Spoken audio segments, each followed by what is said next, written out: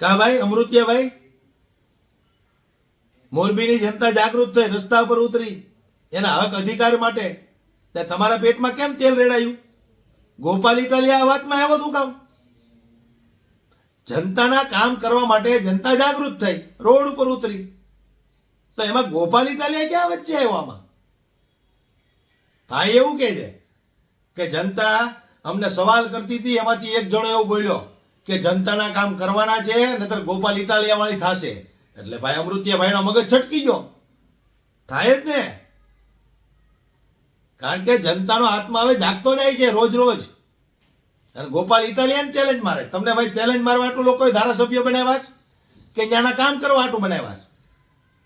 ત્યાંની જનતાને કઈ એવું કઈ જનતાએ જોયું નહોતું તમારામાં કે આ અસલ મરદ છે, ગમે ત્યારે ગોપાલ ઇટાલિયા જેવા નેતાને ચેલેન્જ મારી શકે એવો માણસ છે, આને બનાવો ધારાસભ્ય.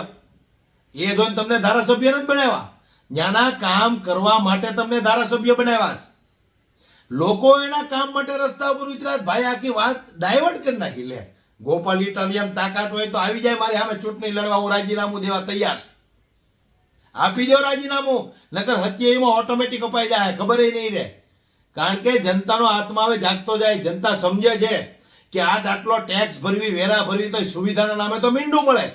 નેતાઓ મારા બેટા એસો આરામની જિંદગી જીવે છે.